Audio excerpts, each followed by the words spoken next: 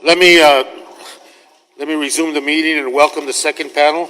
Let me introduce the second panel. We have Ms. Elizabeth Yampierre, the Executive Director of UPROSE, Ms. Nadia Nazar, Co-Founder, Co-Executive Director of Zero Hour Movement, Dr. Kim Cobb, Professor of Earth and Atmospheric Sciences and the Director of the Global Change Program and the Georgia Institute of Technology, Ms. Paula DePirma, Special Advisor, CDP North America, Reverend Lennox Yearwood, President and CEO of Hip Hop Caucus, Mr. Derek Hawley, President of Reaching America, and Dr. Judith Curry, President of Climate Forecast Applications Networks. As with the first panel, oral statements are limited to 5 minutes. Your entire statement will be part of the hearing records. Explain the lights. Yellow means you have a minute. Red for the sake of everybody having their questions and additional time to engage with the witnesses today. We would hope that you would stop at that point. And I want to thank the chair. Let me begin with Ms. Nazar. Your 5 minutes. Thank you for being here. Appreciate it, and looking forward to your comments and your perspective. So,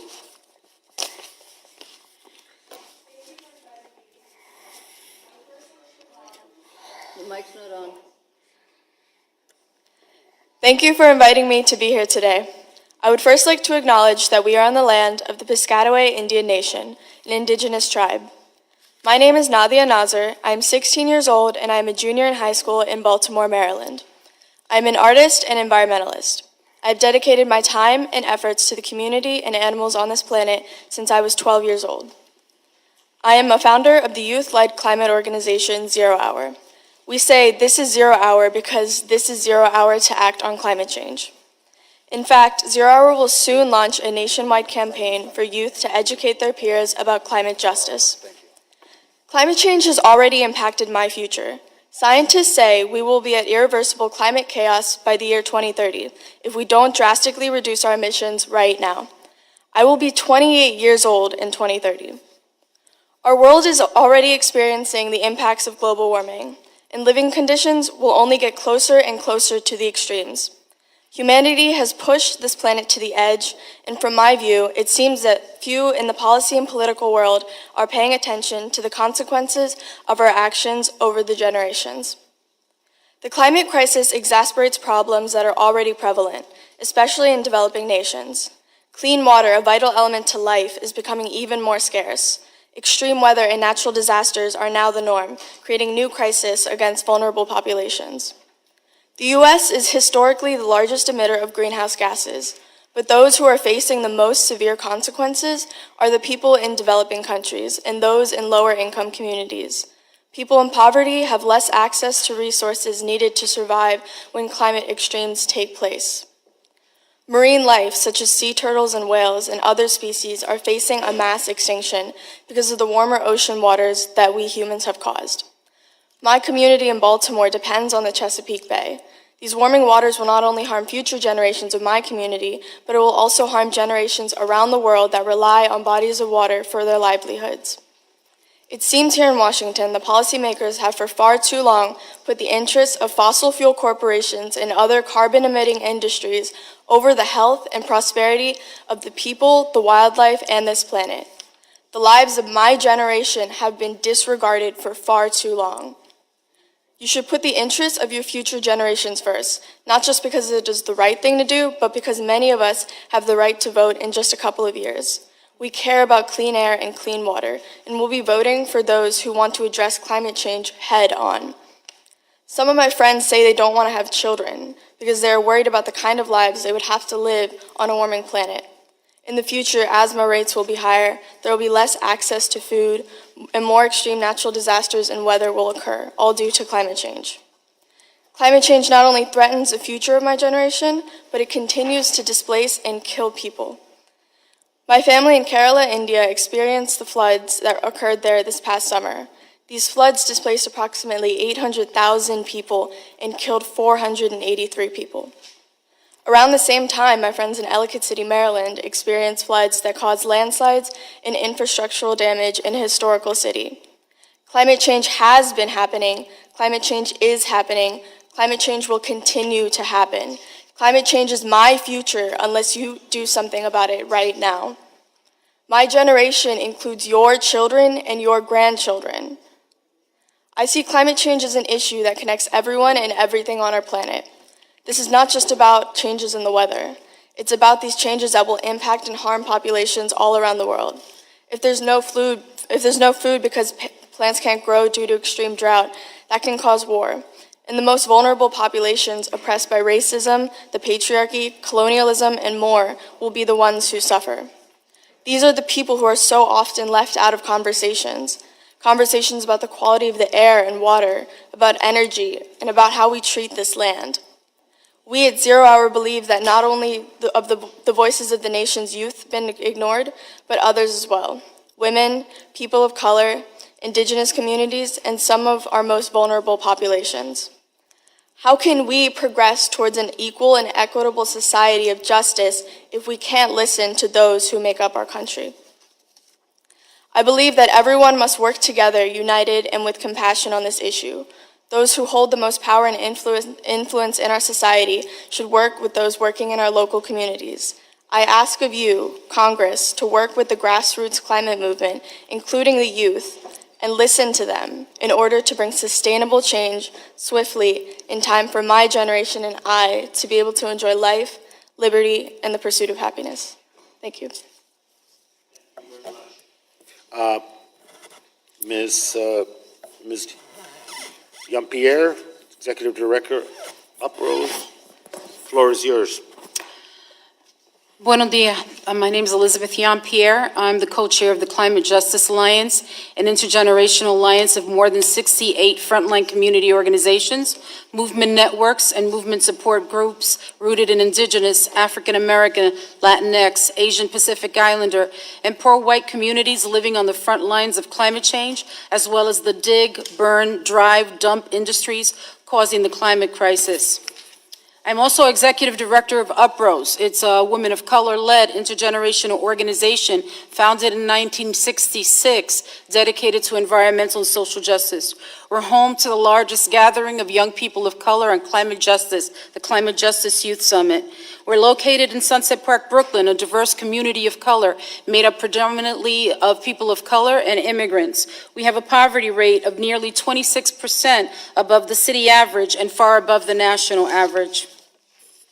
From a climate perspective, we're an industrial waterfront community exposed to flooding from hurricanes and storm surges, as was the case in 2012 when Superstorm Sandy hit. Like climate change, the conditions of our communities are the consequence of a long history of extraction. We share legacies of fighting colonialism as well as race, class, and gender oppression while advocating for environmental justice. Our communities are the first and most impacted by the storms, fires, floods, and droughts, and are disproportionately burdened by the pollution, poverty, and systemic violence associated with the multinational corporations driving these ecological crises.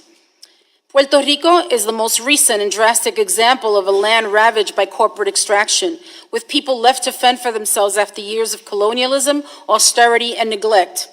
The double disasters of Hurricanes Maria and Irma created an opportunity for disaster capitalists to profit from people suffering in a time of social and economic devastation. The same thing took place in the Gulf South for Black and Indigenous communities after Hurricane Katrina.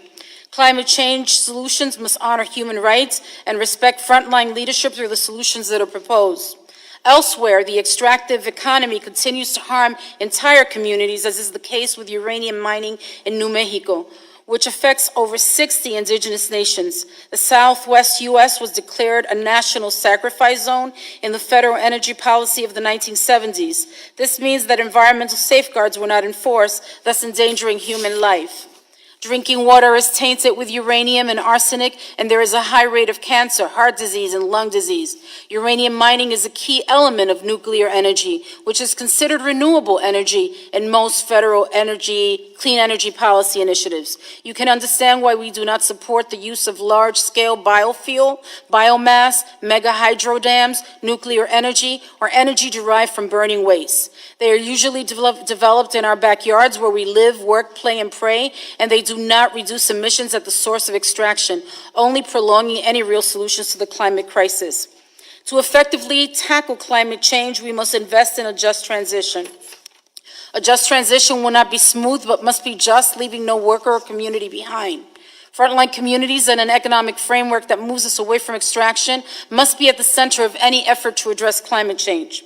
All around the country, there are examples of frontline communities developing projects that engage in innovative infrastructure, further control, and create jobs. Some are at the early stages, while others are ready to be scaled up and replicated. They will benefit more people and communities if there's political will, public investment, and incentives to do so. The fossil fuel industry receives millions in subsidies. Imagine what communities already forging comprehensive solutions to the climate crisis could do with the reallocation of these subsidies. My organization, Uprose, just recently partnered with the New York City Economic Development Corporation, Solar One, and Co-op Power to create the first community-owned solar cooperative in the state of New York. On a larger scale, we advocate for turning the area's industrial sector into an economic engine able to build for the region's climate adaptation future. Offshore wind alone can deliver power to New York City, displacing the need for dirty power plants. But just as importantly, it would position the city at the center of this emerging industry, driving local economic development. For years in another part of the country, the residents of Highland Park, Michigan, suffered high energy costs and blackouts along with massive flooding. When the municipality was in a financial crisis, the local energy company repossessed 1,000 streetlights, leaving the residents in the dark. Solidarity, a local environmental justice group, and a CJA member stepped in and designed a system for installing solar power lights. Solidarity created a bulk purchasing program that is training residents in the solar installation and weatherization, readying them to step into clean energy jobs. They are using education and organizing to literally make light of a dark situation. Frontline communities know what is at stake. The question is, will legislation aid our communities' future survival or hinder it? I hope for all of our sakes it will be the former.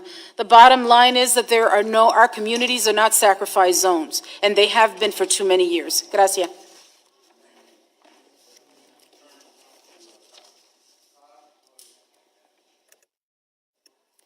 Thank you. I thank Chairman Grijalva and Ranking Member Bishop for allowing me to contribute to this important conversation about our nation's future. My message today is simple.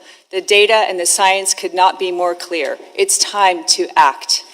There are many no-regrets, win-win actions to reduce the growing costs of climate change. But we're going to have to come together to form new alliances in our home communities across our states, and yes, even in Washington.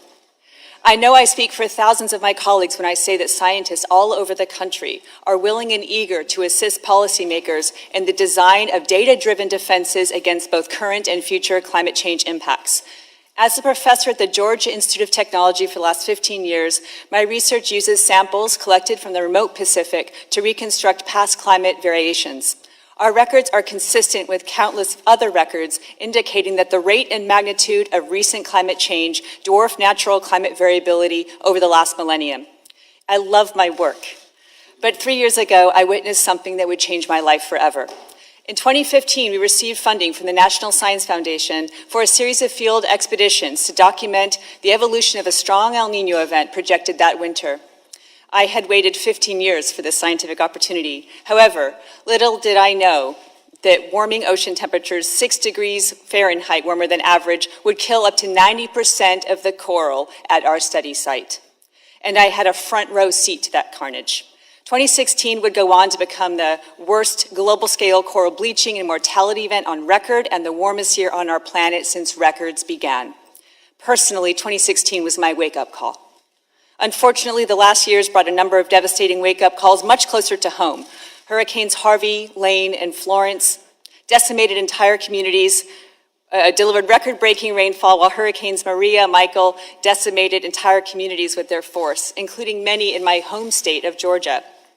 The National Climate Assessment, released this last November by a consortium of 13 federal agencies, documents how climate change loads the dice in favor of extreme precipitation events and how warmer oceans fuel larger tropical storms. On the other side of the country, record-breaking wildfires raged across California, linked to prolonged drought and warmer temperatures. The economic toll of these disasters can be measured in the hundreds of billions of dollars. However, their real toll, the vast human suffering left in their wake, is immeasurable.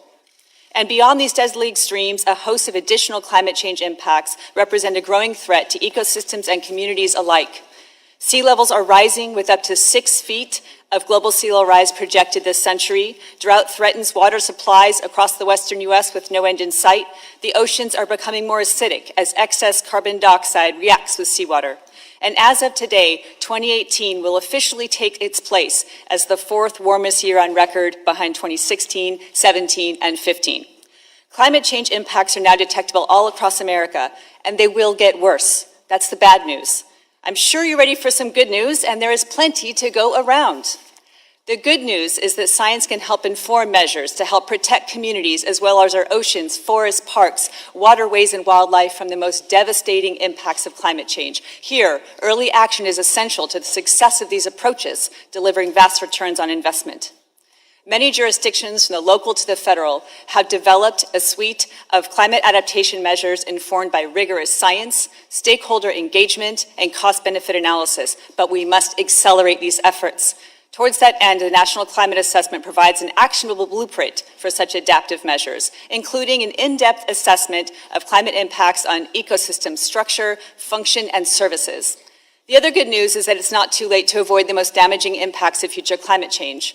We have the tools, we need to dramatically reduce greenhouse gas emissions. And in doing so, we will enjoy cleaner water, cleaner air, and healthier communities. The rapid expansion of renewable energy across the nation demonstrates a strong appetite for carbon-free clean power. Even so, U.S. greenhouse gas emissions were up 3% last year. The bottom line is that we are running out of time. Comprehensive federal policies are needed to speed the transition to low-carbon energy sources. Top on the list must be a price on carbon, to reflect the true cost of continued fossil fuel emissions and to incentivize consumers, companies, and the market to find the cheapest, most effective means of reducing emissions. With or without a price on carbon, increased energy efficiency is a win-win strategy that can deliver energy cost savings while reducing harmful air pollution. Lastly, there is a strong case to be made that we can deploy our vast forests, grasslands, and coastal marshes in service to natural carbon sequestration. At its most basic level, this means designing strategies to safeguard these environments with their rich carbon reserves in the face of continued climate change. As a climate scientist, I have to wonder, how bad will it have to get for us to recognize that climate change represents a clear and present threat and to act decisively to protect ourselves? I am heartened by recent polls showing that nearly 3 in 4 Americans are concerned about global warming and support a range of policy options to address it. As a mother to 4 young children, I'm inspired by the sea of young people demanding that we not squander their chances for climate stability. I urge this committee to capitalize on the vast trove of climate science findings by 1, protecting our natural resources and the communities that depend on them from known climate change impacts, and 2, using federal lands to advance climate solutions rather than expanding the scope of the climate change problem. Thank you. Ms. DePerna? Thank you. Thank you for the opportunity to testify here today. And no doubt disclosure information on our CDP platform touches all the states represented on the committee, and I thank you for your service to the nation. CDP North America, formerly known as the Carbon Disclosure Project, is a nonprofit that operates for the public good.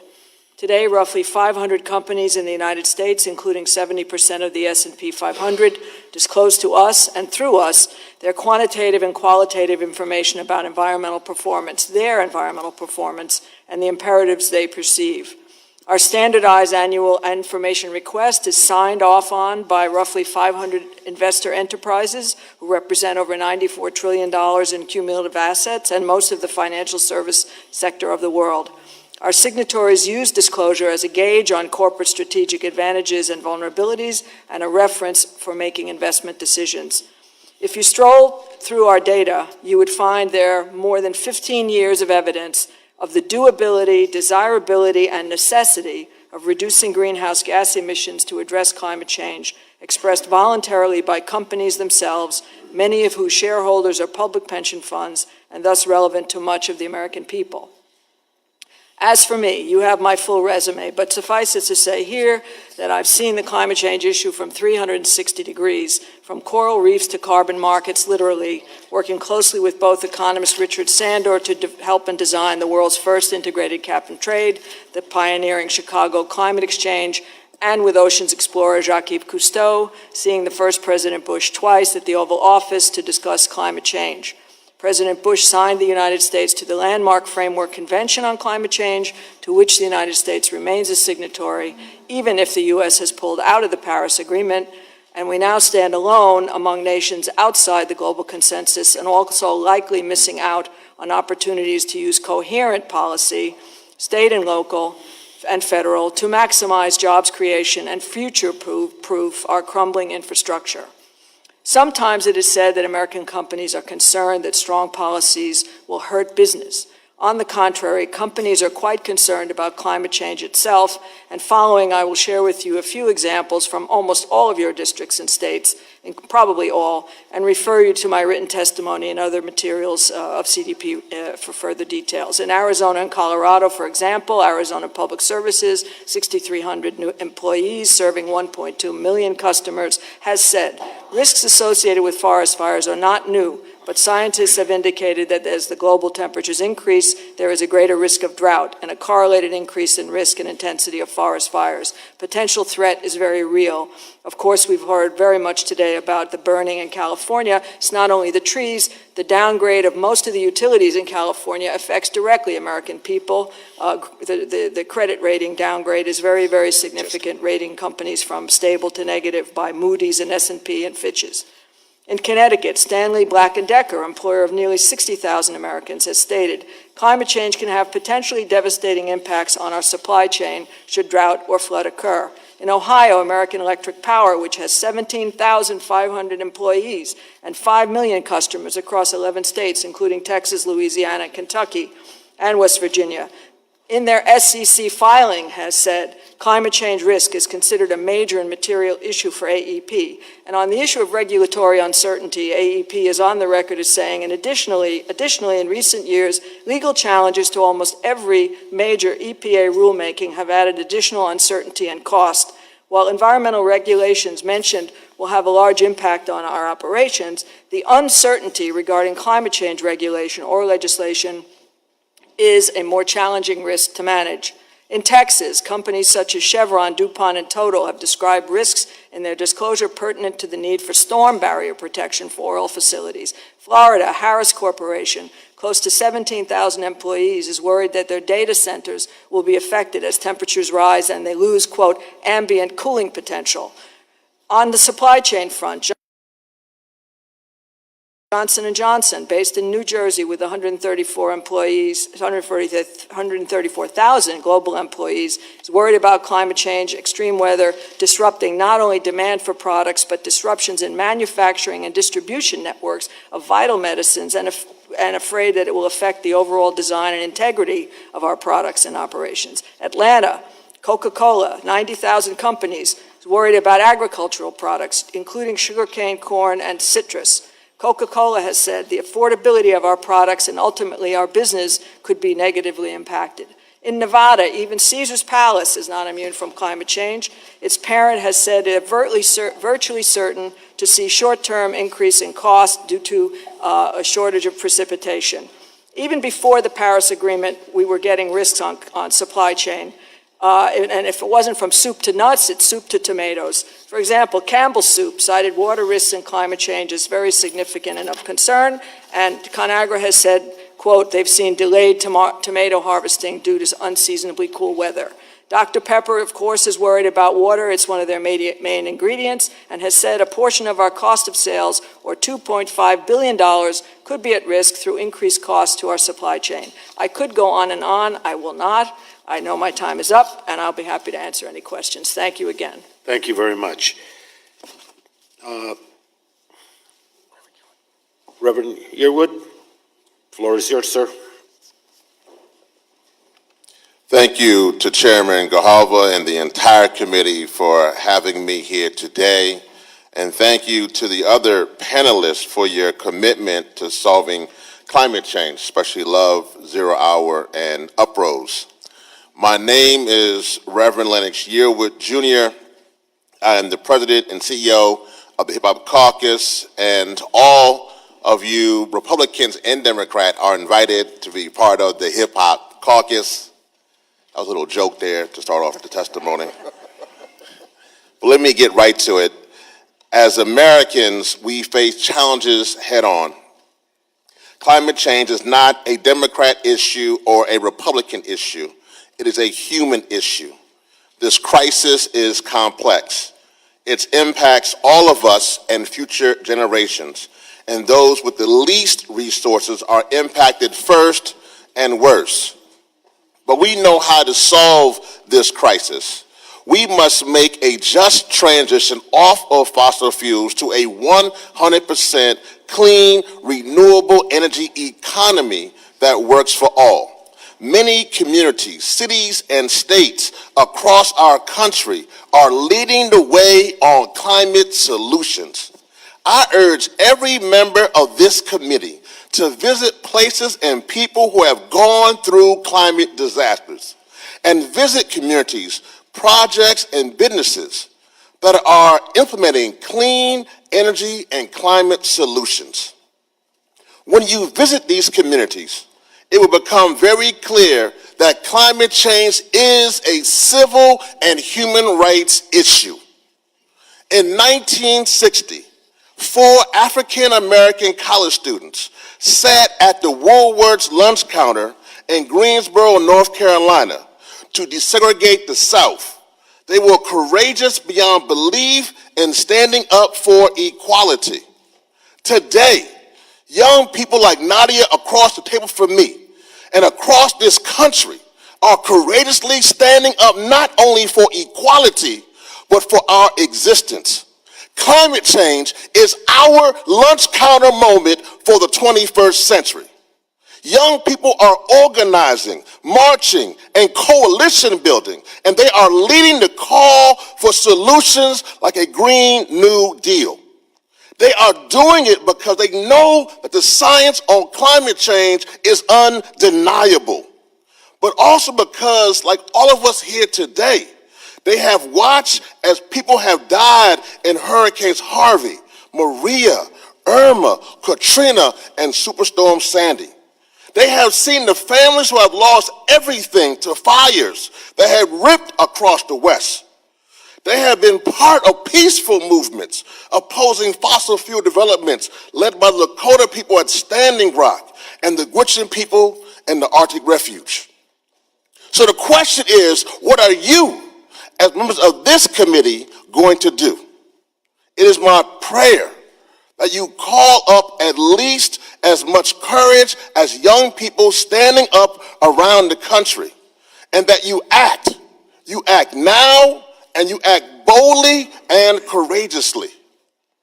If this committee and both chambers of Congress don't urgently come together, put the people of this country first, put God first, and put your political party to the side to solve climate change, we don't make it beyond 12 years from now without huge amounts of death, destruction, and suffering. As an officer in the United States Air Force Reserve Chaplain Corps, I had to ponder the unique relationship between military and faith. In the military, we need our faith not only to strengthen us in battle, but we need our faith to guide us to do what is right. We need you to use your faith to guide you to do what is right. If you are approaching climate change or climate as a partisan political issue, your faith is leading you astray. We, the American people, need you to have courage to do what is right. It is your courage. It is your courage. It is your courage that can put our country and the world on the path of solving climate change. In the words of Dr. Martin Luther King Jr., we must learn to live together as brothers or perish together as fools. Thank you, and may God be with you and with us all. Mr. Holly, floor is yours, sir. Greetings, Chairman and members of the committee. Thank you for the opportunity to speak. My name is Derek Holly, President of Reach America, an organization I developed to address complex social issues that are impacting the African American community. We're focused on solutions, not based on right or left-wing views, but what makes sense for a more united America. One of the issues that we do the most work on is addressing and reducing energy poverty. Now, what is energy poverty?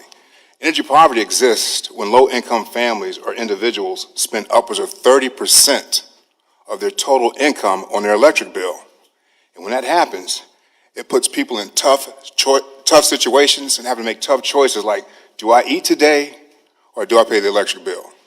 Do I get this prescription filled or do I fill up my gas tank? I can't even give the kids a couple of dollars today because I got to pay the electric bill. And for many Americans, particularly in the minority community, we face these challenges every single day. And the community, the African American community, we don't have the luxury to pay more for green technologies. We need access to affordable energy to help heat our homes, power our stoves, and get back and forth to work.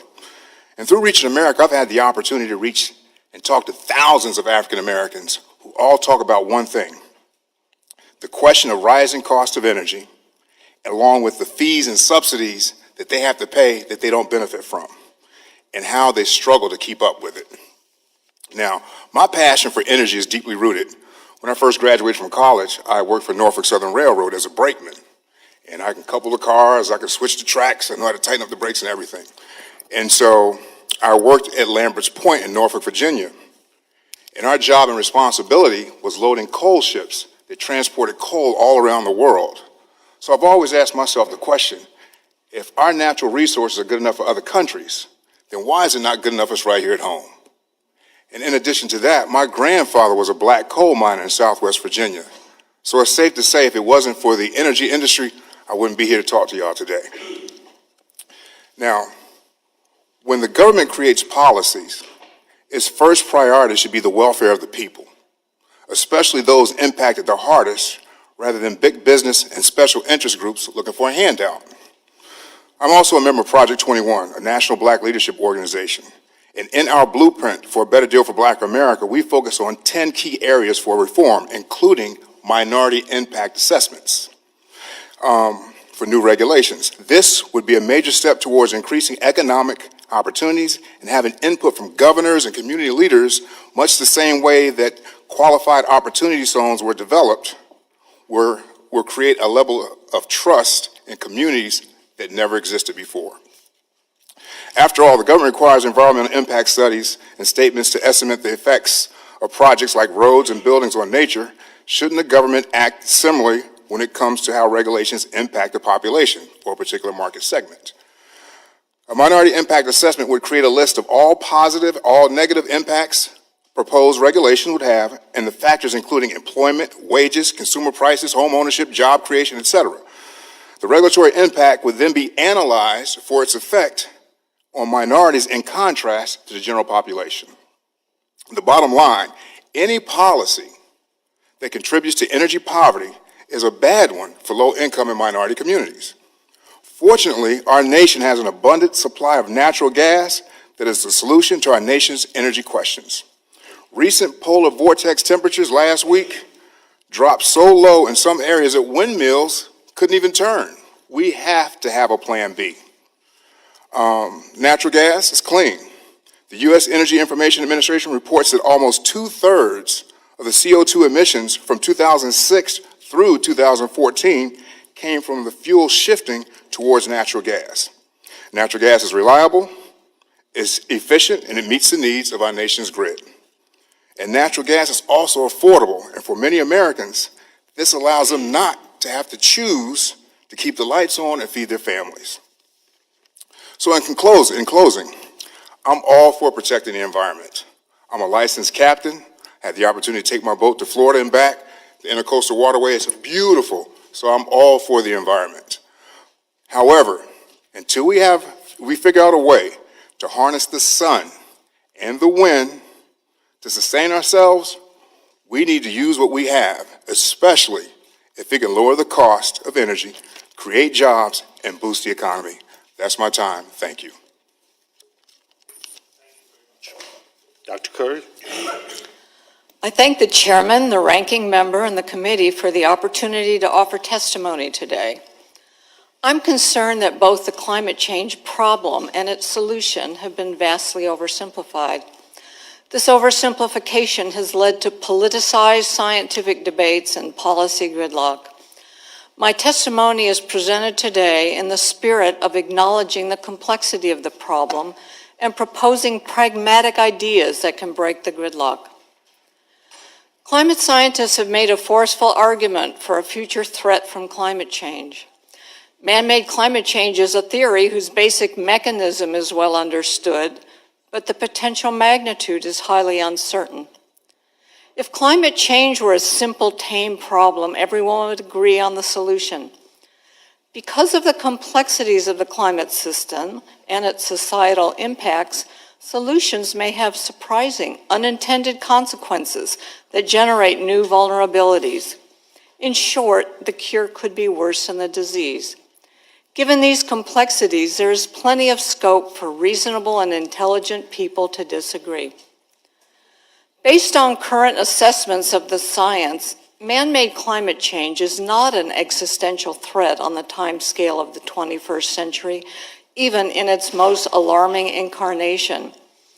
However, the perception of a near-term apocalypse and alignment with a range of other social objectives has narrowed the policy options that we're willing to consider. In evaluating the urgency of emissions reductions, we need to be realistic about what this will actually accomplish. Global CO2 concentrations will not be reduced if emissions in China and India continue to increase. If we believe the climate models, any changes in extreme weather events would not be evident until late in the 21st century, and the greatest impacts will be felt in the 22nd century and beyond. People prefer clean over dirty energy, provided that the energy source is reliable, secure, and economical. However, it's misguided to assume that current wind and solar technologies are adequate for powering an advanced economy.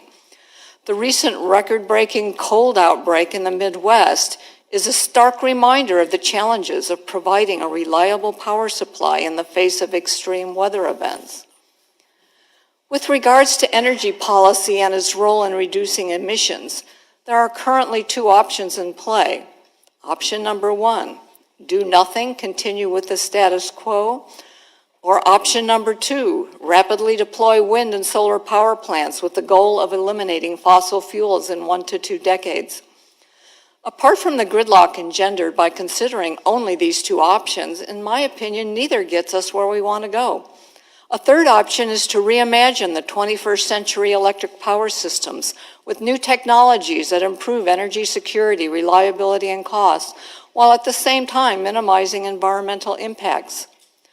However, this strategy requires substantial research, development, and experimentation.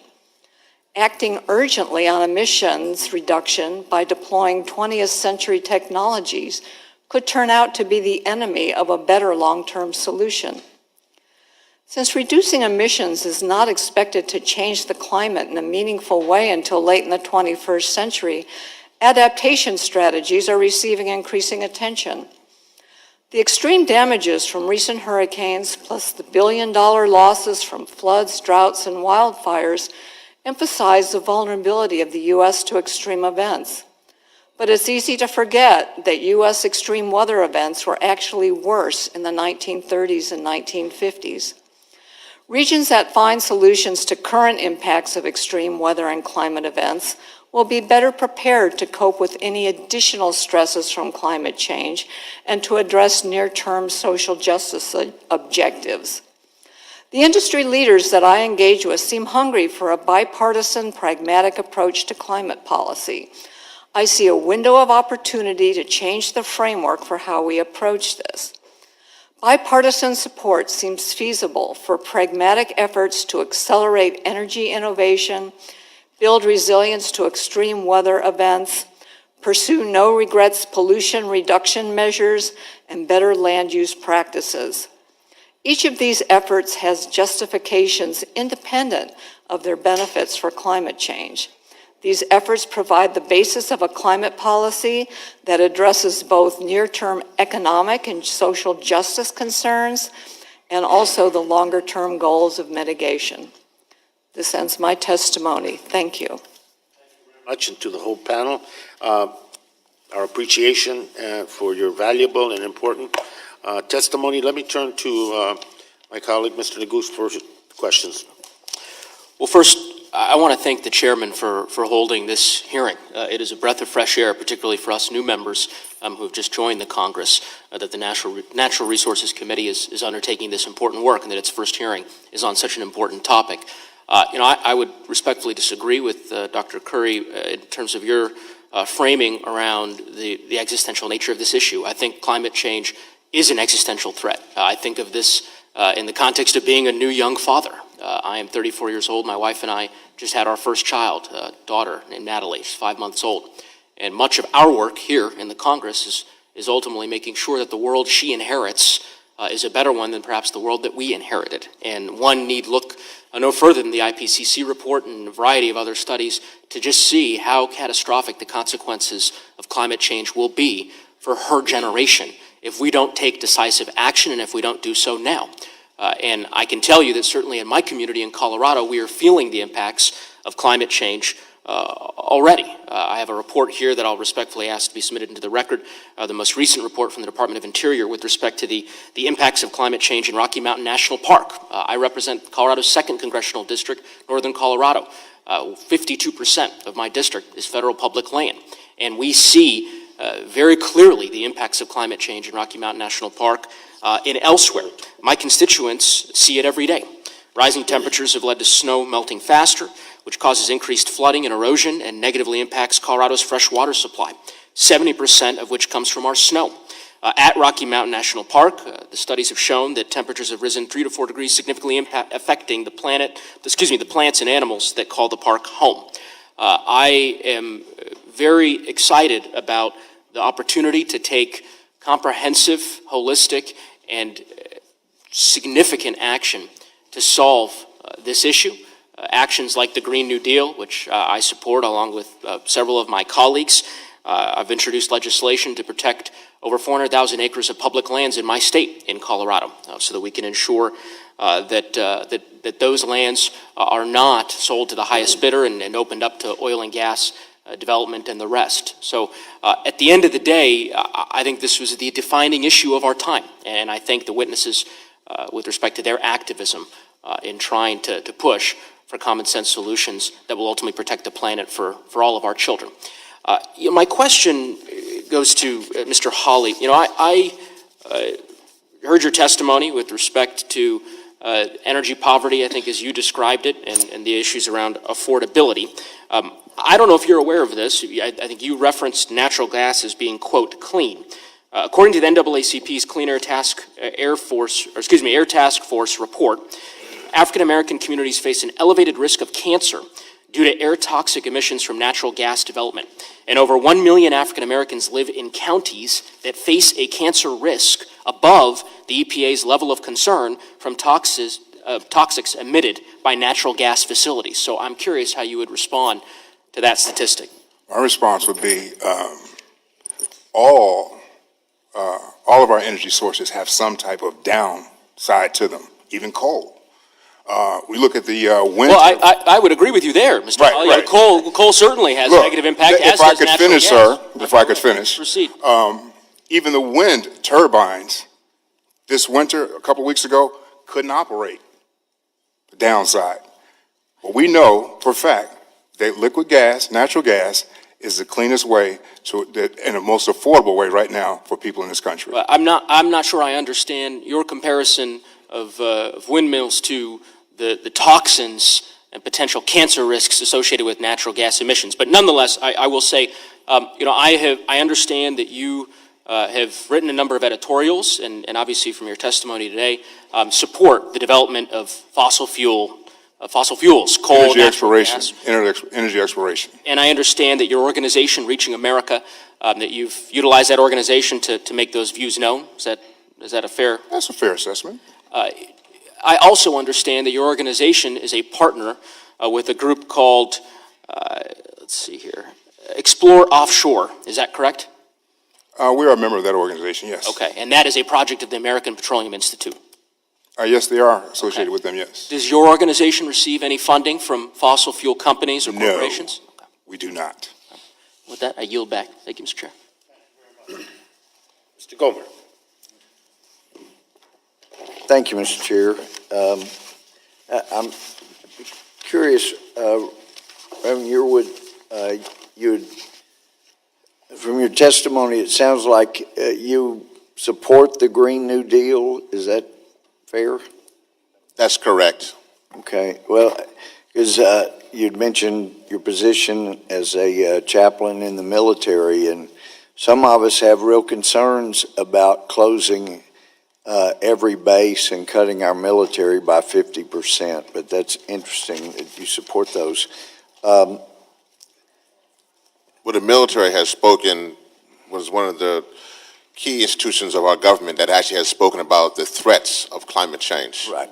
And but that's, Green New Deal is going to take care of that by making us basically indefensible. With the 50% cut, we will not be able to protect ourselves properly from the threat of Russia, China, or even ISIS from there, and closing all bases overseas. But that's interesting. But I also, I couldn't help, as I listened to Mr. Hawley, your testimony, think back to just a giant here in the U.S. Congress named John Dingell.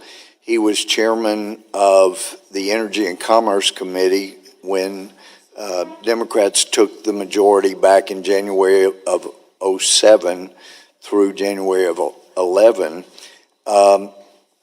I mean, for 50 years, he and, as I understand, his father had wanted some kind of universal health care, and he was thrilled that he was going to get to chair that into being.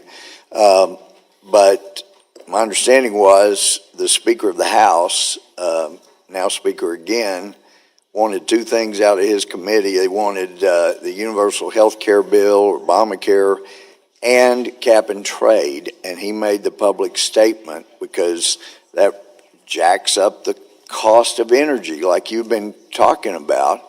And as you know, the people that are impacted, it isn't the rich. They can afford it. And so he made the statement, the cap and trade bill is not only a tax, it's a great big tax. And of course, the nation's poor were the ones that would be most impacted. But because of his comment, he was fired as chairman of the Energy and Commerce Committee.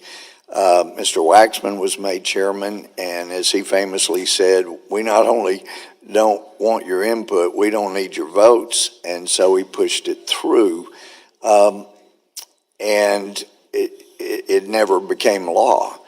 But as you testified, that does come back to mind. And I had a 80-year-old lady say, I am scared. My cost of energy to heat my home is going up. And I was born in a home that only had a wood-burning stove, and I'm afraid I'm going to die in a home that only can afford a wood-burning stove. And I said, I'm really sorry to be the bearer of bad tidings, but probably your wood-burning stove is going to end up being illegal. But it is tragic, and it is the poor that suck it up when we push these kinds of things. So I appreciate your perspective very much. Dr. Curry, let me ask you very quickly, has there ever been any climate change more dramatically than what killed off the dinosaurs? Well, climate has always varied. Sometimes there are extreme events that may be, an asteroid or comet impact or something like that. But the ocean, volcanic eruptions, there's many sources of natural variability on all time scales. So when you see the climate changing, you can't immediately assume that it's all caused by humans. There's a strong natural. Do you think we're causing the polar ice caps on Mars to melt? No. That's probably the sun, then, apparently. But my time's running out, but I appreciate all our witnesses. But the comparison of the civil rights effort, that was unconstitutional activity by the government, and it just strikes me so ironic that if the climate change and the Green New Deal comes into law, it's saying we're giving up our freedom and putting all our faith in the government that caused the civil rights violations to begin with. It's just rather ironic, but my time's expired. I yield back. Well, thank you, Chair, for this opportunity to finally, after many years, have a hearing on climate change. And I want to thank our witnesses, along with our governors who signaled a bipartisan desire to see strong federal action. Let's cut to the chase. The overwhelming scientific consensus has left no doubt that we are facing a climate crisis. And it's long past time to stop undermining science and evidence.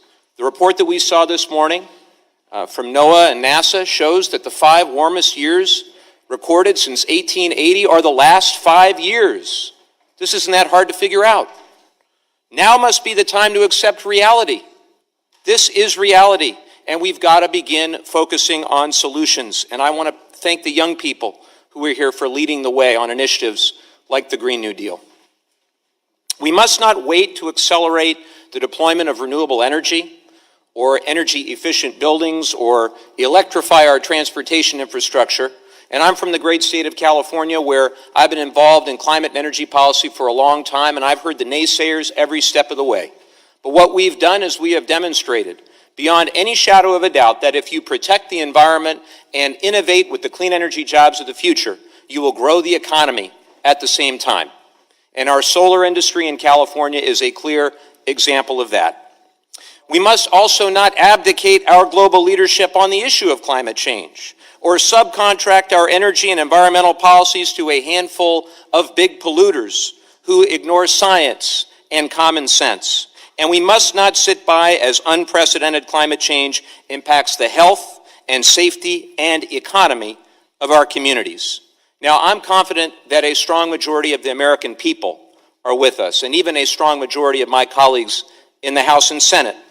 The question is whether we have the courage to act on climate, and this hearing is just one step of many that we're going to need to take in that direction. The transition to a more sustainable future has been my life's work, and it'll be a critical aspect of my service in Congress. I hope that we can put politics aside, if even for just a moment, and focus instead on science and evidence and our future. And like my friend Mr. Neguse, I've got 2 young children at home, and this is about leaving the planet better for them than how I found it.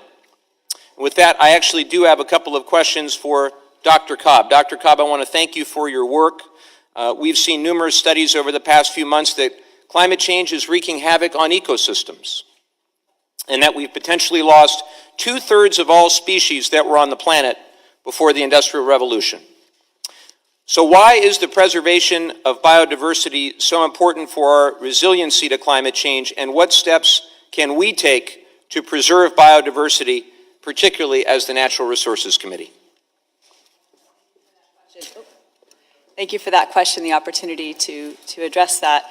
I think I made clear in the testimony that I provided that any number of indicators of our ecosystem's health are already showing steady declines with respect to climate change impacts. The National Climate Assessment lays that out item by item. But to your question about biodiversity, diversity of species is critical to the function of ecosystems and in turn those ecosystem services that we rely on. We might turn to the functioning of coastal ecosystems and recognize the importance of functioning ecosystems to provide fishermen with livelihoods and many other kinds of tourist-related services as well. And so this has a distinct value to Americans. That's been shown again and again and again. And certainly science tells us some of the ways that this committee can help to promote biodiversity and increase ecosystem resilience and therefore support the communities that depend on these services. Some of those ways include, as I mentioned, protecting the lands that these species depend on and using the best science and evidence to inform the support of these ecosystems and the critical species that support their function. So that's just one way. Thank you very much. Well, I represent a district, California's 49th district, with over 50 miles of coastline. And my friends at the Scripps Institute of Oceanography agree with you, Dr. Cobb, that we absolutely must face the reality, the changing temperature of our oceans, the obvious coastal erosion, unprecedented. And if we don't act, future generations will regret our lack of action. Now is our moment to lead. This should not be a partisan issue. This should be based on science and evidence. And if we can actually focus on facts for a change, maybe we'll get somewhere. And I yield back. I would like to, if possible, make a comment as one of two women of color that's on this panel, particularly because climate change is going to impact frontline communities more than any other, and the people who are leading are women of color in these communities. Their children are the ones that are going to be impacted. We can't talk about these ecosystems devoid of talking about the impact on human rights and on the people affected. More than 5,000 Puerto Ricans died. That is not nothing. That is not just an ecosystem. That was an entire island that was affected. In the Philippines in around 2012, 10,000 Filipinos died. We have had Superstorm Sandy that affected life all over New York City and New Jersey, and the infrastructure was destroyed. So I just really don't want to talk about this in silos, as if though we are not talking about whole communities and not treating this issue in a way that is holistic.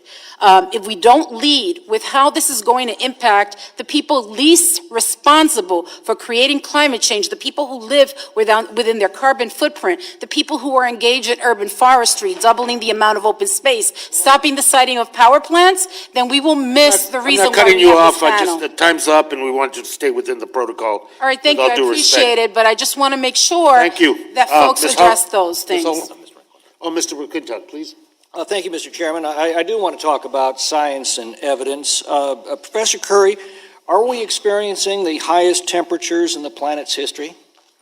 No. When have we seen higher temperatures?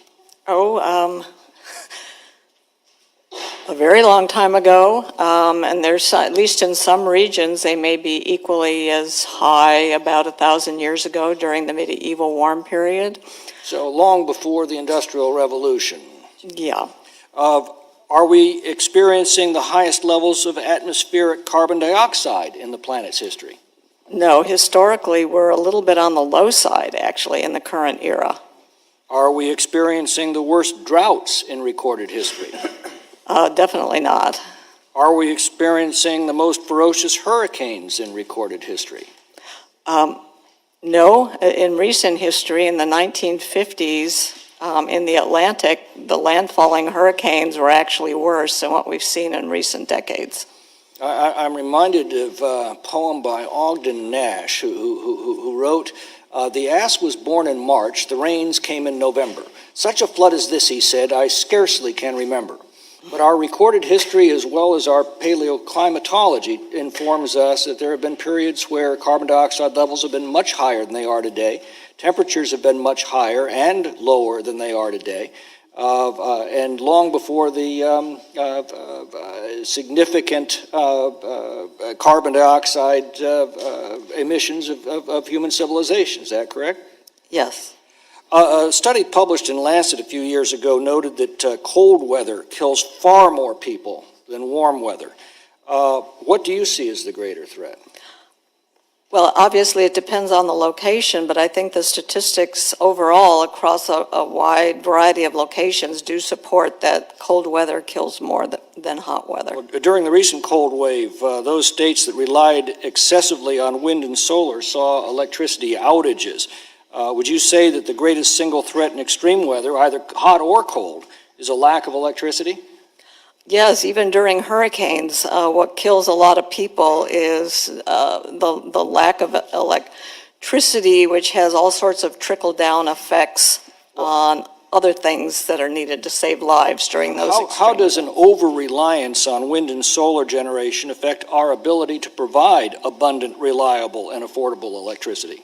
Well, it doesn't work without natural gas. Natural gas is the perfect partner for wind and solar because of the intermittency, because you can fire up a gas burner and fire it back down. And energy trading, natural gas trading, is what has, I think, stabilized the price of natural gas that actually helps make wind and solar be affordable. So until such time as there is advanced storage technologies, we're going to rely on natural gas as a partner. Let me get to that if I can. Mr. Hawley, we heard earlier from the governor of Massachusetts about all of their green energy policies, also the governor of South Carolina.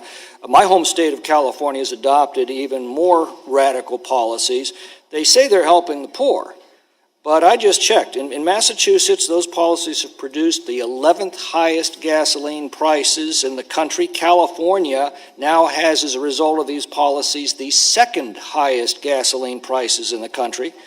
Massachusetts and California are tied for the 6th highest electricity prices in the country. How are poor people helped by paying needlessly sky-high prices for gasoline and electricity? Sir, I don't have a lot of research to point to. All I have is my anecdotal research. When I speak to the thousands of people that I speak to who struggle every single day to pay their electric bill, and the one thing that they talk about is just the need for affordable, reliable energy that we have here in this country. So if we can find a way to reduce the regulations that allow people access to that energy, I think it would go a long way in helping them to reduce the cost of energy for them. Dr. Curry, a gridlock car creates twice the NOx contaminants and 6 times the carbon contaminants per mile traveled as a car moving at peak efficiency. Doesn't it make more sense to add highway capacity to resolve our chronic traffic congestion if carbon emissions are the goal of reducing? Transportation policy is much tougher to figure out than power production. And it's a very complex issue. And we need to, and I would like to see us re-envision what that should be for the 21st century rather than adding patches to our current system. If we're going to be able to store less moisture in the mountains as snow, does it make sense to build more dams so that we can store surplus water from wet years so that we have it in dry years? It certainly does. Water resource management is a big issue. But there are environmental challenges associated with dams and reservoirs also, so it needs a lot of planning to make all this do what you really want it to do. Thank you.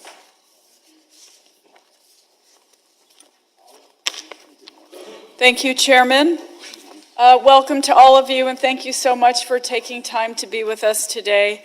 I'd like to take this opportunity to thank you and my colleagues for entrusting me with the responsibilities of Vice Chair of this committee and the chairship for the Subcommittee on National Parks, Forests, and Public Lands. I look forward to working with you and my colleagues to protect our public lands and to meet our obligations to our Indigenous communities. To that point, this hearing is important and an appropriate place to begin this Congress. As we heard from all our witnesses, climate change poses an unprecedented threat to our communities and our environment. Last year, in my state of New Mexico, the U Park fire burned tens of thousands of drought-stricken acres, while the city of Santa Fe experienced once-in-a-thousand-year flood. Meanwhile, a vast methane cloud hovers over the northwest corner of New Mexico, and this administration has worked to weaken the rules on methane emissions from oil and gas operations. Methane is more than 80 times more powerful than carbon dioxide at trapping heat and is responsible for about a quarter of the warming we are experiencing today. Nearby in Arizona, Hurricane Rosa inundated the Tohono O'odham Nation, nearly overtopping their dam, trapping residents behind impassable roads, and forcing evacuations. Hurricanes have almost never reached this part of Arizona before. Climate change has forced us to live in a new normal in which fires and floods, droughts and hurricanes wreck our communities and our natural heritage, and it's now time for us to act. I first would like to just thank Ms. Nazar for your commitment and your sacrifice to the things you believe in. I almost want to apologize to you and the youth of this world who go to bed every night worrying about what will happen to our communities because of climate change. And I just want to recognize your presence here. It means a great deal to me and to many of us, so thank you very much. Ms. Jean-Pierre, I think you are best equipped to answer this question, so I'll ask it to you. Right now, the EPA and Interior Department are run by former lobbyists for coal and oil companies. The New York Times reported last year that a coal magnate was essentially getting his entire wish list of energy deregulations approved by this administration. What role do you believe this corporate capture of the administration will play in being able to address the climate crisis? I think that the deregulation is exacerbating the climate crisis, particularly in frontline communities and indigenous communities. You're from New Mexico, where you've got nuclear energy and uranium in the lungs and the water and people. It's affecting 60 nations and tribes. The decisions that are being made to support an old school way of thinking about energy are really racing us towards extreme catastrophic events. The truth is that even in places like Kentucky, people are moving away from coal. One of our organizations, which is with the Climate Justice Alliance, Kentuckians for the Commonwealth, are working at operationalizing just transitions that move people away from having to depend on an economic system that has destroyed their lives and limited their livability. And so while people in communities are doing that, you've got an EPA that is racing towards moving policies that are basically taking us back in time. So it is really dangerous, and it is a contribution to actually making us look like the day after tomorrow. And it is unfortunate that this old school dated way of thinking about how we basically consume and use energy is really creating more problems for our communities. I think that honestly, people in different parts of the world are way ahead of us, and that the United States is really looking like this clunky old school machine that can't keep up not only with the technology but the science. And so it's frightening. EPA has always had people in there that are in the pockets of the lobbyists, really slowing down the cogs and making it impossible for us to move as fast as the climate is changing. And so now what we're seeing is really dangerous. So that's what I would contribute. I appreciate that very much. Mr. Chairman, in the interest of time, I will submit other questions in writing. Thank you. Mr. Hearn? Thank you, Mr. Chairman. Thank you all for testifying today as expert witnesses on climate change. Each of you has spent your careers involved in climate policy and have helped to generate various solutions to the problem of climate change. Mr. Hawley, your work to reduce energy poverty has been truly remarkable, and your testimony today reflects your well-versed stances on climate change issues. One part of your testimony that interested me a lot was where you wrote, the government requires, quote, the government requires environmental impact studies to estimate the effects of projects like roads and buildings on nature. Shouldn't the government act similarly when it comes to how regulations impact the population? End quotes. Sir. Would it surprise you that we tried to put that into a rule last week and it was voted down by our friends across the aisle? So we would evaluate the impact of our policies on cost-benefit analysis. Sure. No, I did not know that, sir. Thank you. Dr. Curry, your testimony reflects your wealth of knowledge on these issues and gives great insight into the climate change debate. In particular, you discussed the increasing concern you have that the climate change problem has been oversimplified. I agree with this statement, as I feel that an overly simple one-size-fits-all, we're smarter than everybody else in Washington, D.C., as we heard our opening statements today from our ranking member, approach to climate change should lead to serious issues, as what may work for one state may not work for another. Would you please elaborate on the problems that an expensive one-size-fits-all, top-down type of solution might cause if implemented? Well, a whole host of unintended consequences, which some of which we can't even imagine right now. And because of that, we need to avoid the hubris of thinking that we can predict what the future climate will do and that we can actually control the climate. I think if we were somehow successful in putting all these policies into place and getting CO2 emissions down to zero, I think we would be unpleasantly surprised at how little impact this actually has on the things that worry us most about extreme weather events and things like that. Sea level rise we're not going to turn that one on a dime, things like that. It's very tough to change the climate, has a whole lot of inertia in the system, many time scales. Pacific responds very slowly. So, even with success in reducing CO2 emissions down to zero, it would be a long time to turn the corner on having that actually impact the climate. So we need to do some of the more bottom-up type things. And the states are wonderful laboratories for trying out all these adaptation, resilience kind of policies. And I think we should, try to figure out how to help that flourish. The so-called innovation dividend.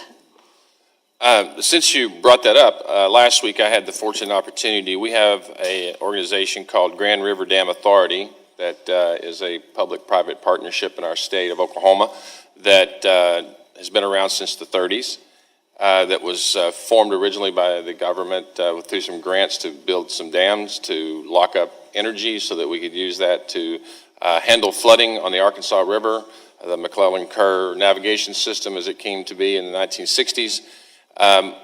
We also have in our industrial park in Pryor, Oklahoma, the largest Google server farm in their company.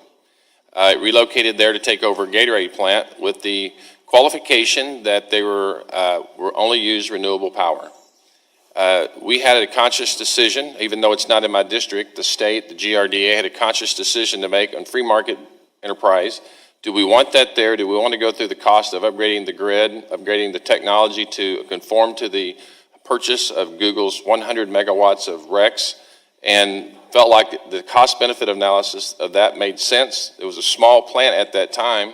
It has since quadrupled in size, and from all the Google people that I've talked to, they're so proud of the relationship in a free market environment, working with renewable credits to get to where they're at so that on the grid, GRDA has a great mixture of hydro, solar, wind, coal, and natural gas. To the testimony from Mr. Hawley earlier, that you have to have backups on this so that the cost of having a battery type environment when you don't have solar and you don't have wind, that you can actually have power to fuel and to warm our homes and businesses around our particular districts and our states and our country. Thank you for your time. Thank you for your testimony. I yield back my time. Mr. McKeechin. Thank you, Mr. Chairman. First of all, start by thanking you for your leadership on the most urgent threat facing our planet, climate change. I want to thank the panelists for being here today. And in particular, I'm very happy to see my good friend Reverend Yearwood here today. Reverend, I've enjoyed working with you over the past. Thank you. Reverend, I've enjoyed working with you over the past 2 years, and I look forward to our continued partnership. In that vein, Reverend, I want to start with you. Amazingly, it's been articulated today that there's a mistaken idea that moving towards a clean energy economy will hurt low-income communities and communities of color. I need you to speak to what the rising health and economic costs of climate change will be for those communities, specifically if we fail to move in that direction. Thank you, Congressman, for that question. First, we can definitely fight poverty and pollution at the same time. And let me say clearly that the assessment that Mr. Holly, respectfully, I disagree completely with what he put forth as the idea that people of color are not concerned about the climate, about climate change, about the environment, about their health, in that aspect. I think that one of the things here in that and we know that 200,000 Americans are dying yearly because of air pollution. We know that we have millions of children and millions of adults who have asthma, emphysema, and are getting cancer. We know that 68% of people of color, particularly black people, are living within 30 miles of coal-fired power plants. We know that the deregulations of the Mercury rule and the car rule and and many of the rules being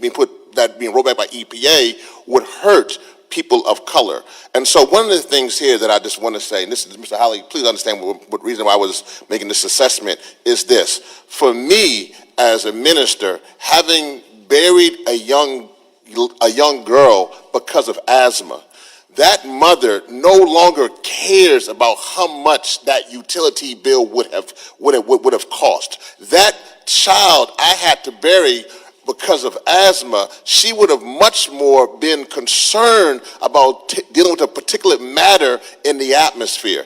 And so the health concerns are one of the key concerns that are within the communities of color. The idea that we are not also concerned about our future and future generation is frankly absurd. The idea that we don't care that the sea levels are rising and that we will be first and worst, will be hurt by climate change is outlandish. The fact for me, being from Louisiana and seeing what happened and with Hurricane Katrina and or Harvey in Houston, those are the kind of things that have a huge impact on communities of color. So to sit up here, honestly, at this critical moment and to then purport the idea that people of color are somehow making this decision that they are more concerned about their energy bill than their health, their energy bill than their life, then that is literally ludicrous. If you think anybody, and it was come to earlier about with this was Black History Month and civil rights, the idea that also that poverty is also put upon with communities of color is also outlandish. That we know this is not about this poor people of color, but poor white people are also the fact of the matter that they want clean air and clean water. As I said earlier, climate change is a civil rights issue. Thank you. Thank you very much, Reverend. Am I pronouncing this correctly? Is it Jean-Pierre, Mr. Jean-Pierre? So Jean-Pierre, yes.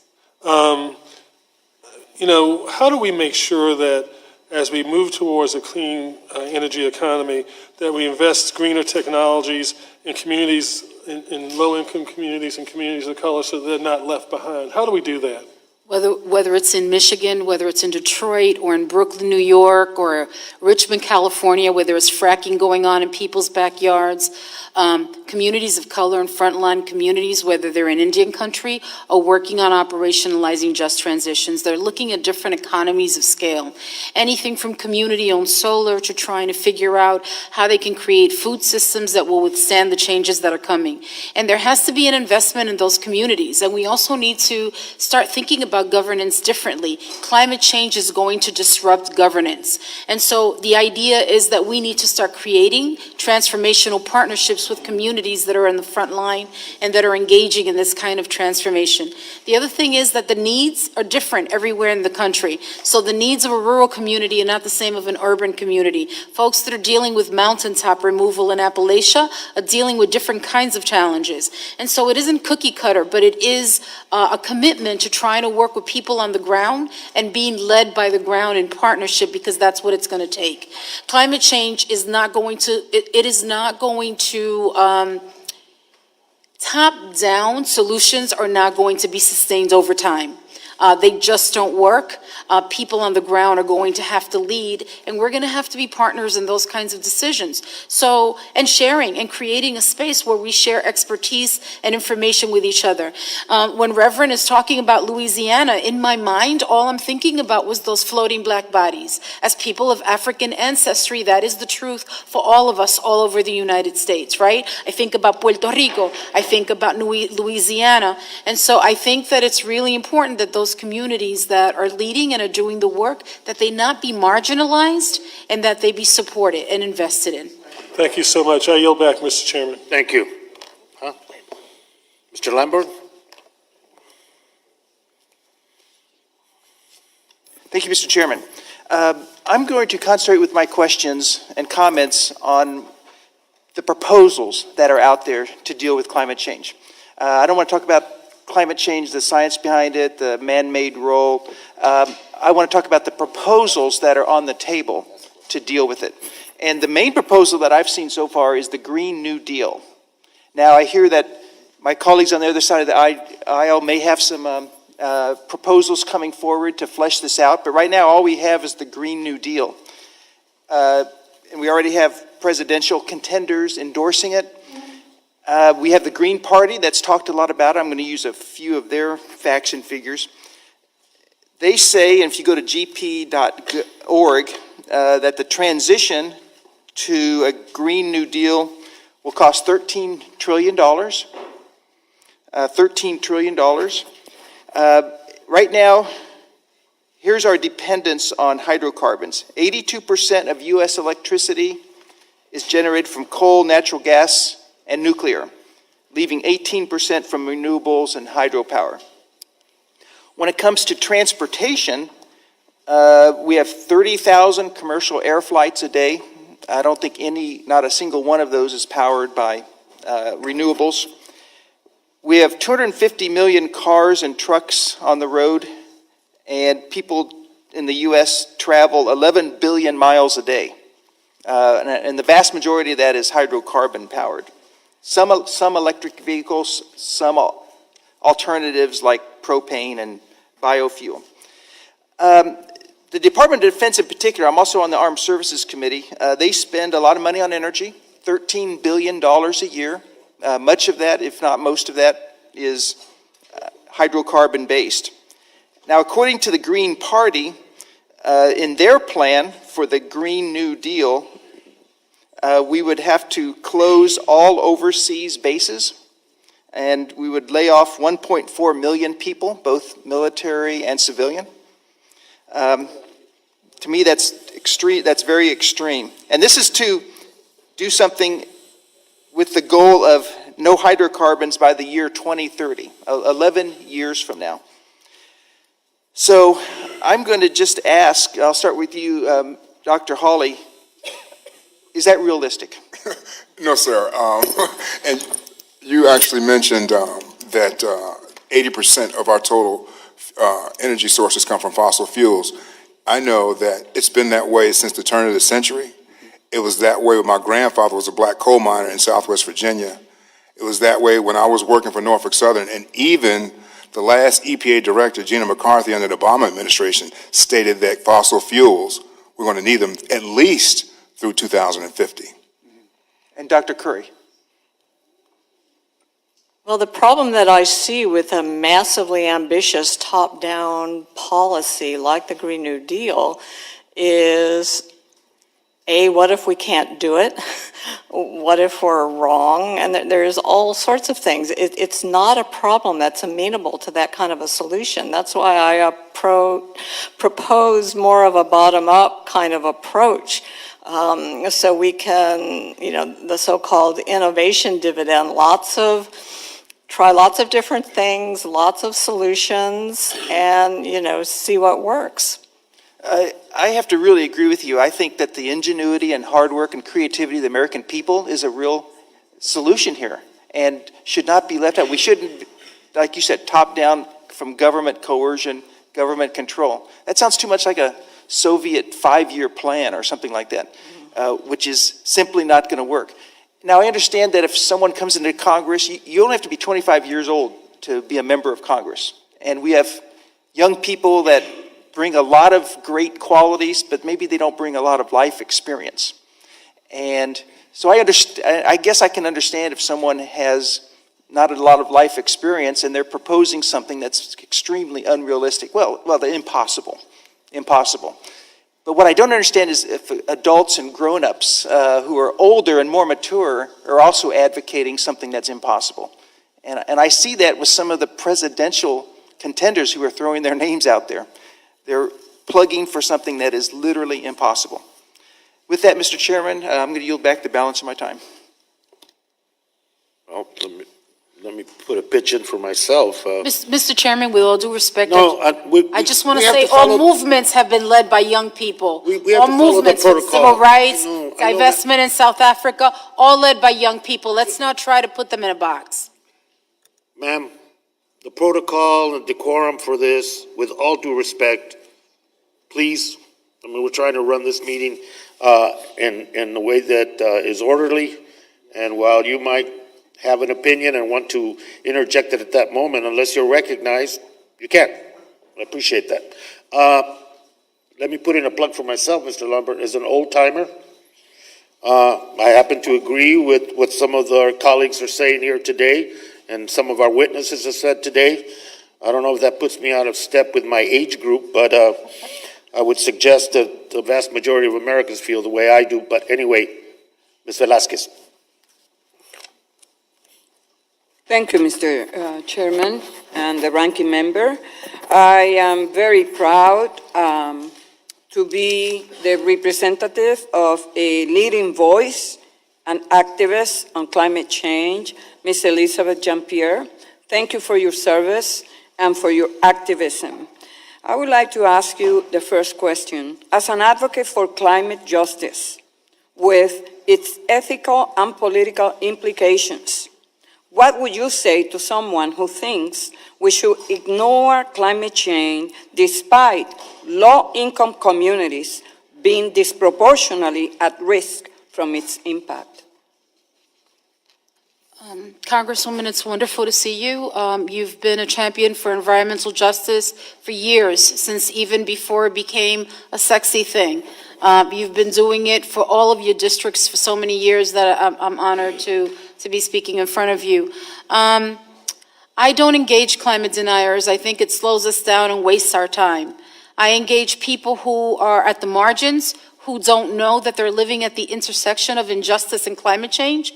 And I try to inspire and provide information to those people so that they know that their lives are at risk and the future of their children is at risk.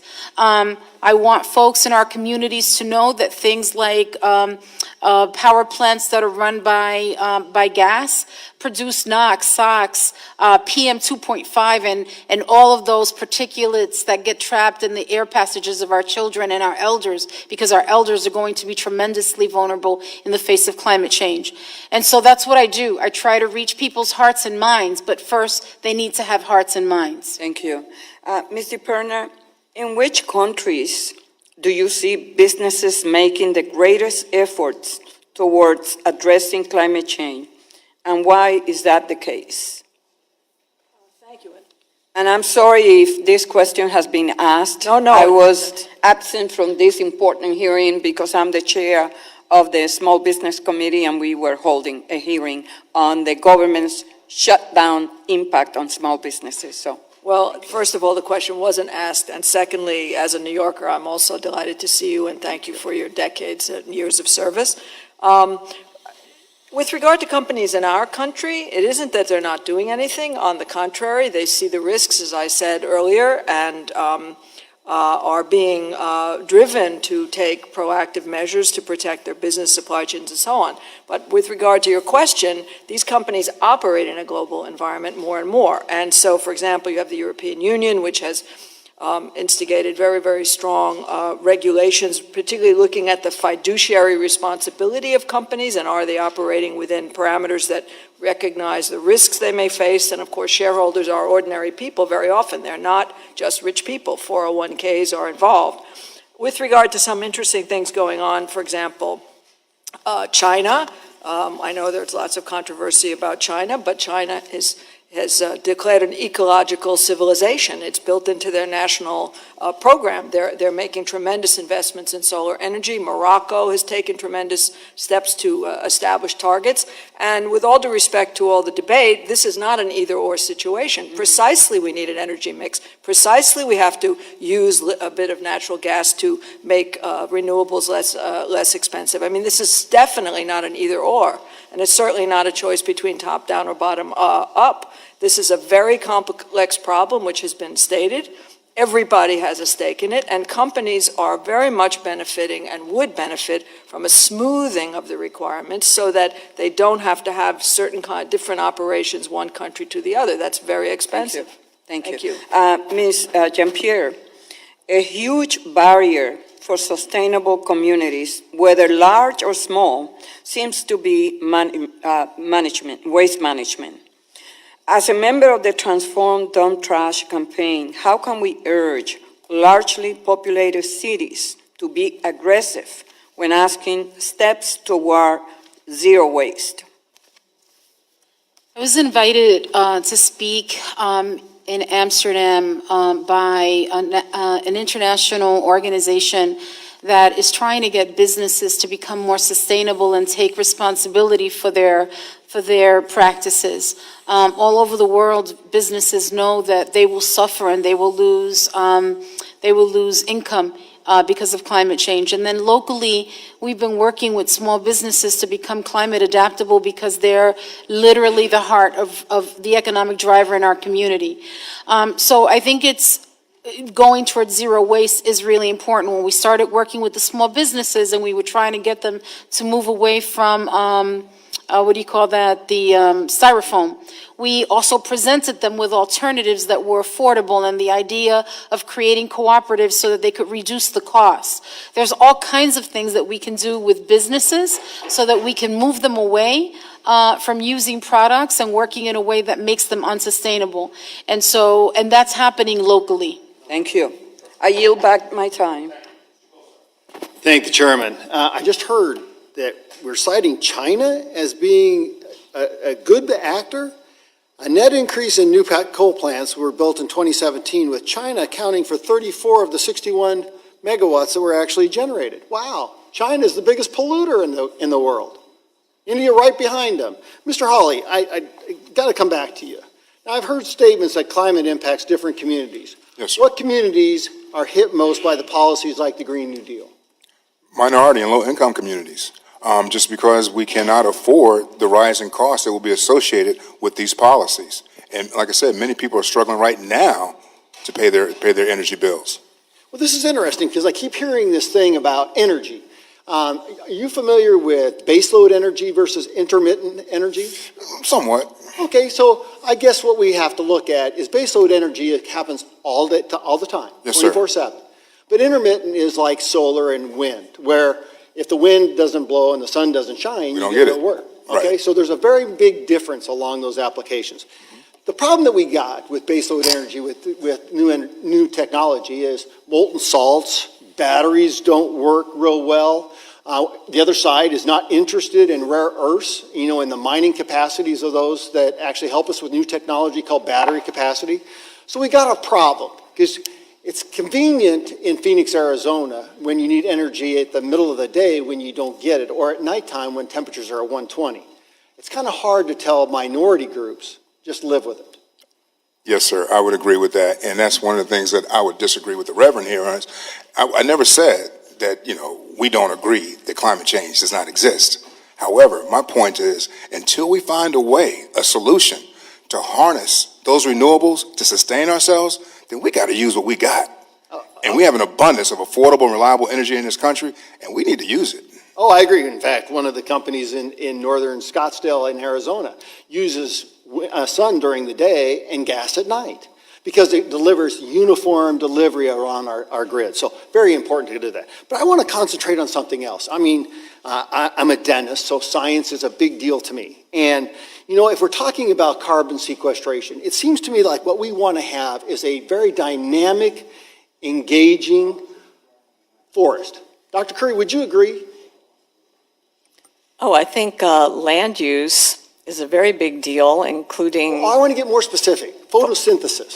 It's like plants take in clean oxygen, right, and produces carbon dioxide. No, they take in carbon dioxide, produce oxygen. They take in dirty water, produce clean water. So it seems to me if we really want to address this, we want to look at the best carbon trap we got, which is a healthy, vibrant forest. And I've heard over and over again that climate change is the problem with our forest burning up. That's not the case. I'm from Arizona. Ponderosa forests are 40 to 60 trees per acre. That's fact. That's what a healthy forest should look like. But what we have, because of lawsuit after lawsuit after lawsuit, we have 800 to 1,000 trees per acre. So these starving trees rise to the sunlight, and what ends up happening is when we get these fires, they're no longer landscape fires on the grasslands, they're treetop fires. And I want to quote exactly what we saw last year. Wildfires, this is PolitiFact. Wildfires produce more of one key pollutant, particulate matter, than cars both in California and nationwide. Particulate matter is a mixture of microscopic particles and liquid droplets that, when inhaled, can affect the heart and lungs and cause serious health problems. End of quote. I heard this all along this panel right here about asthma and all that stuff.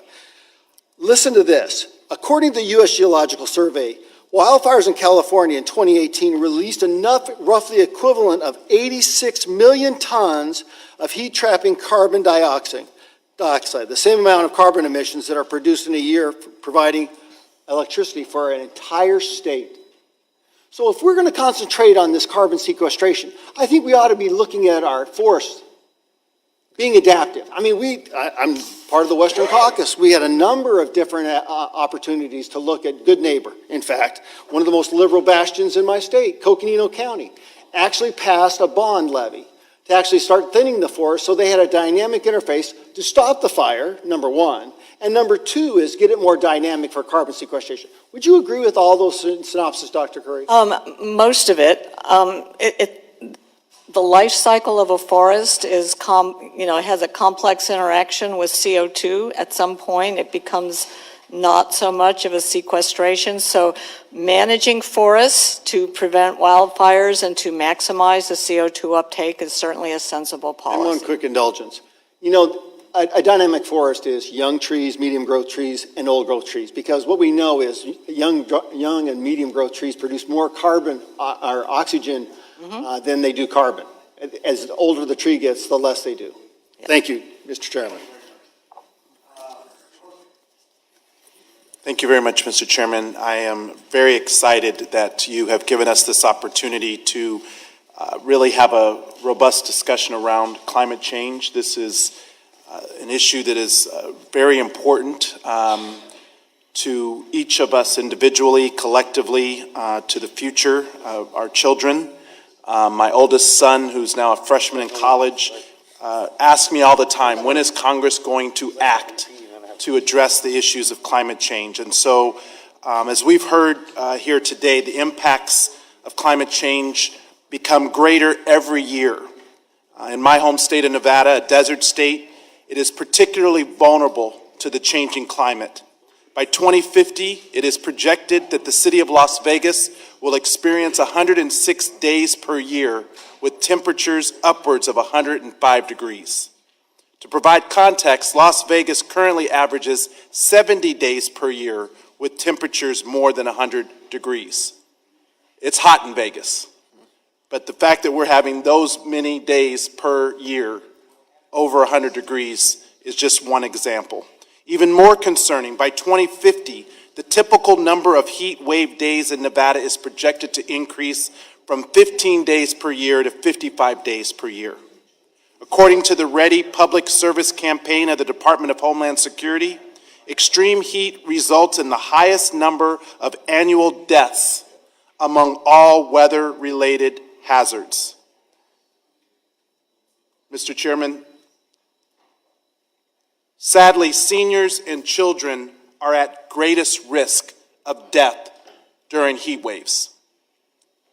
Lake Mead, which supplies water to more than 90% of Las Vegas and roughly 25 million people throughout Nevada, California, and Arizona, continue to deplete at an alarming rate due to increasing temperatures caused by climate change. And in 2016, Lake Mead, which is fed by the Colorado River, reached its lowest level on record and now holds just 37% of its original capacity. As occurrence of extreme heat rises, the depletion of the Colorado River and Lake Mead is projected to worsen in the future. Additionally, more than 1.2 million people living in Nevada, or 46% of our state's population, live in areas at elevated risk of wildfire. As extreme temperatures increase, especially in drought years, the risk of wildfires will continue to rise. So the people of Nevada, like people across the United States, they're looking for solutions, and they are looking for this Congress to act. So Ms. DePerna, I want to ask you whether your organization, which works with businesses to understand the business investor impacts, if you can talk to me about the heat waves and drought and how they are a significant concern, and how water issues, particularly around companies and investors, are dealing with this particular issue, and if there are examples that you know in our home state in Nevada. Well, as a matter of fact, right today, we're having our supply chain conference in Las Vegas. And as I mentioned in my testimony, Caesars Entertainment is very concerned about the cost of water. They have facilities in very dry areas, Southern Africa and so on. Dr. Pepper, I mentioned, also concerned. Every company is worried about water. And Dr. Cobb mentioned, are using internal carbon prices to gauge the potential cost of these sort of hidden hitchhikers, which are these tons that go up into the atmosphere that we don't see, but which cost us something. So people are using an internal carbon price in anticipation of regulation or to deal with existing regulations in the jurisdictions where they are covered by regulation. On the water matter, because of increasing water scarcity, companies have begun to also set an internal water price because they need to begin to come to terms with the increasing cost of water, the increasing scarcity, and even more to the point, the increasing lack of usability.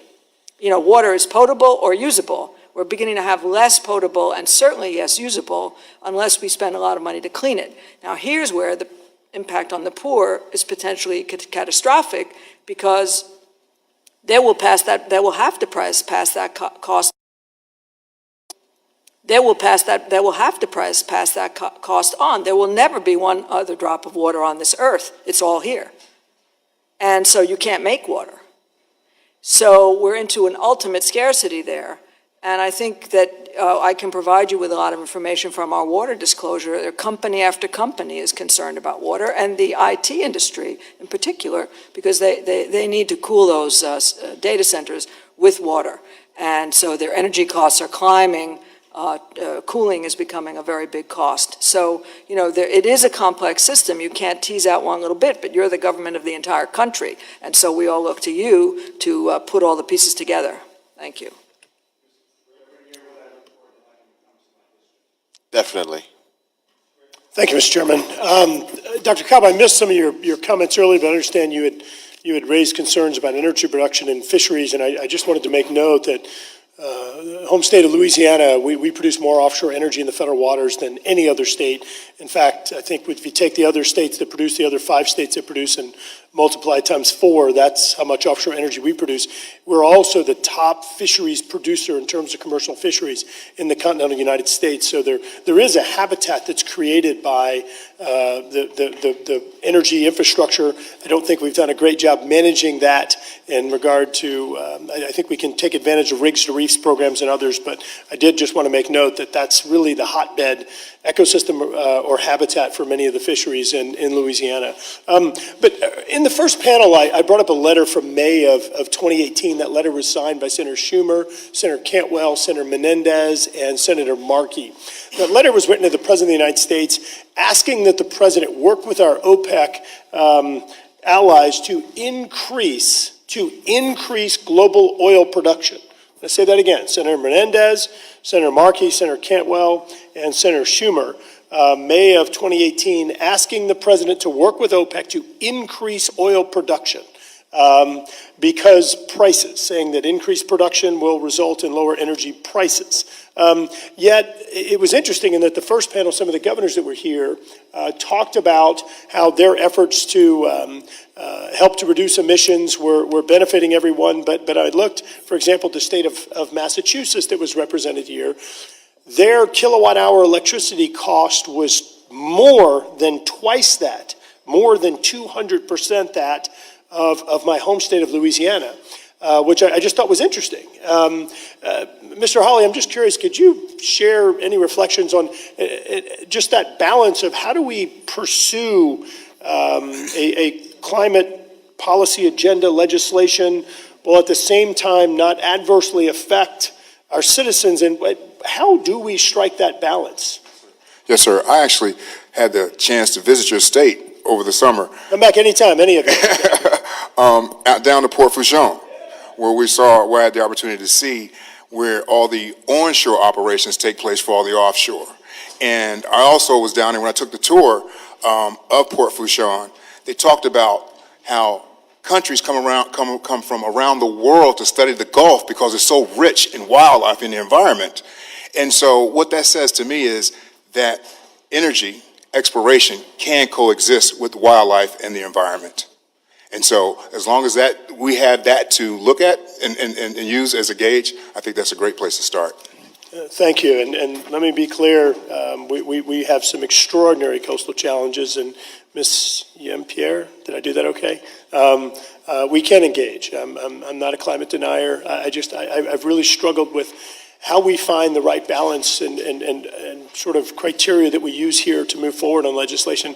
I'm curious, Dr. Curry, one of the rule changes that I tried to make in this committee last week was a rule that would cause us to evaluate the job impacts and economic impacts and try and quantify temperature and sea rise impacts and other things on legislation we progress. Do you have any thoughts on how do we properly use criteria or metrics to determine which legislation is actually going to be helpful in balance and what may be weighted too hard toward job losses or too hard toward other things that it's not really advancing a public win or a public goal? Does that make sense? Well, sort of. This is why I call, climate change a wicked Once problem. in a while makes sense. Why myself and others refer to it as a wicked problem. It's hard to even define the problem. The boundaries just seem to ever expand. The impacts are very wide. No matter what policy we propose, there's bound to be unintended consequences. So it's a big challenge to sort through all that. And the approach to me that seems to work the best is where communities and states work to secure their common interest, which are very specific to their location, their economy, their population, their vulnerabilities, as we try to sort through this rather than a big top-down mandate. So that's my thinking on the subject. I wish there was a simple silver bullet solution, but there isn't. Thank you. And to comply with my commitment, I'm going to yield back my 8 seconds. The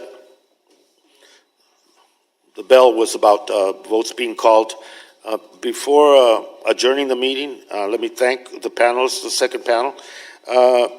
As many of the questions and perspectives my colleagues have brought up when they asked you questions, and rather than repeat the same ones over again, let me just thank Ms. Nazar. Thank you very much.